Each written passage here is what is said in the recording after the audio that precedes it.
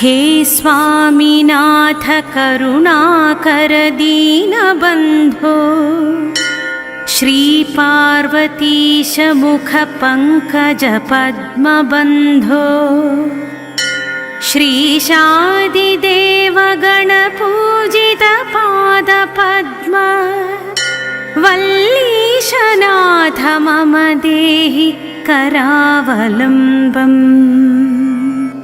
देवादिदेवसुत देवगणाधिनाथ